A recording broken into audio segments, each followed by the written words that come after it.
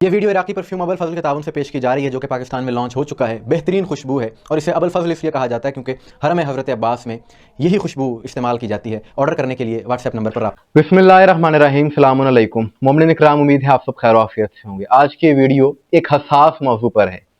اور گزشتہ رات سے ہی اس خبر کے متعلق بات کی جا رہی ہے سوشل میڈیا پر، اور عالمی ادارے، مختلف لوگ طرح طرح کی باتیں کر رہے ہیں، کامنٹس دے رہے ہیں، اور ایران کے میڈیا پر بھی اس خبر کو بہت زیادہ نشر کیا جا رہا ہے۔ اور یہ خبر یہ ہے کہ ایران کے سپریم کورٹ نے گزشتہ دنوں ایک ججمنٹ دیا، ایک فیصلہ سنایا، جس کے تحت آج یعنی 15 ستمبر کو ایک شخص کو وہاں پر سزائے موت دی گئی، اور یہ شخص، اس نے لبادہ اوڑھ رکھا تھا شیعہ عالم ہونے کا، یعنی مولویت کا اس نے لبادہ اوڑھ رکھا تھا، لیکن اس کا کام بہت غلط تھا۔ اس مولوی کا نام ہے جواد مرتضوی، اور یہ ایک نقار رجسٹرار کا دفتر چلاتا تھا وہاں کے شہر بے بہان میں۔ اور اس واقعے سے یہ بات ظاہر ہوتی ہے کہ کسی برائی کو روکنے کے لیے، کسی معاشرتی بیماری کو روکنے کے لیے، اور وہ بیماری معاشرے میں نہ پھیل جائے، اس سے بچاؤ کے لیے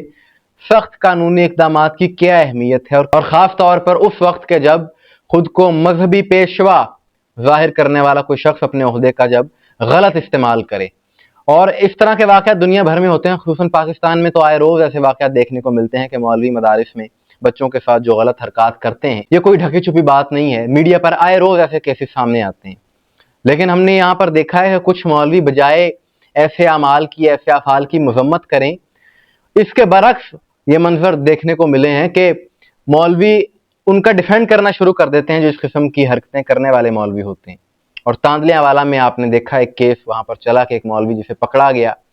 اور پھر اسی کی جماعت کا ایک بڑا مولوی آتا ہے اور اس کی وکالت کرنی شروع کر دیتا ہے، ڈیفینڈ اسے کرتا ہے۔ میڈیا نے اس سارے کیس کو کتنا ہائی لائٹ کیا، اس کے باوجود اسے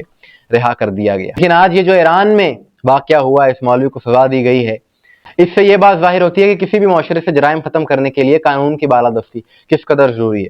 کہ یہ مولوی نکاح رجسٹرار کا اس کا ایک دفتر تھا وہاں کے ایک شہر میں، اور اپنے ہی ماتحت ملازم کی ایک سابقہ بیوی کے ساتھ اس کے تعلقات، اور بتایا جا رہا ہے کہ اس خاتون نے کہیں اور شادی کر لی، تو اس مولوی نے اس غصے میں آ کر اس خاتون کو ایک منصوبے کے تحت قتل کر دیا۔ 2 سال پہلے یہ واقعہ ہوا تھا، اور اس وقت وہاں کی عوام میں شدید غم و غصہ پایا گیا، اسے گرفتار کیا گیا، اور جب یہ مجرم ڈکلیئر ہو گیا تو اسے سزا دی گئی، اور مقتولہ کے گھر والوں سے پوچھا گیا کہ آپ چاہیں تو دیت لے لیں، چاہے تو اسے سزا دلوائیں، اور ان کا یہی موقف تھا کہ اسے سزا ہونی چاہیے، اور اسے سزا ہو گئی۔ اور اس ججمنٹ سے یہ بات ثابت ہو گئی، پورے معاشرے میں یہ میسج گیا کہ کوئی بھی شخص اگر اس طرح کے مکروہ فعل کا ارتکاب کرے گا تو اس کا انجام یہ ہوگا، وہ قانون کی گرفت سے بچ نہیں سکتا، کوئی عہدہ، کوئی لباس اس کے کام نہیں آئے گا۔ اور ایسے ہی معاشرے مہذب بنتے ہیں، ایسے ہی معاشروں سے ظلم کا خاتمہ ہوتا ہے جہاں پر قانون کی بالادستی ہوتی ہے۔ اور آپ اس بات پر بھی غور کیجئے کہ کسی نے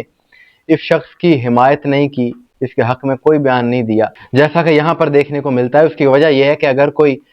عہدے پر کوئی شخص، خاص طور پہ کوئی مذہبی عہدے پر کوئی شخص اگر کوئی غلط عمل کرتا ہے، تو اس کے ایک عمل کی وجہ سے اگر اسے سزا نہ ہو، اس عہدے پر، اس منصب پر حرف آنا شروع ہو جاتا ہے۔ اور میں سمجھتا ہوں کہ پاکستان میں بھی کوئی بھی شخص اس طرح کا کوئی مکروہ فعل کرے، خاص طور پہ اگر وہ خود کو مذہبی طور پہ اس نے لبادہ اوڑھ رکھا ہے،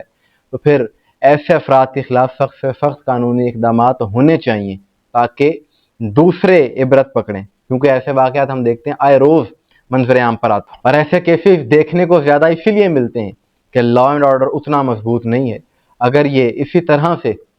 سخت قانونی کارروائیاں ایسے افراد کے خلاف، ایسے عناصر کے خلاف ہوں، تو یہ اپنے آپ صورتحال ٹھیک ہو جائے۔ اور کسی معاشرے میں عدل اس لیے بھی بے حد ضروری ہے کہ مولا کا فرمان بھی ہے کہ کفر کا نظام چل سکتا ہے، ظلم کا نہیں چل سکتا، اور ظلم کے خاتمے کے لیے قیام عدل بے حد ضروری ہے۔ مومنین اکرام، آپ کس حوالے سے کیا رائے ہے کمنٹس میں ضرور بتائیے گا، مجھے دعا میں یاد رکھیے گا۔ السلام علیکم۔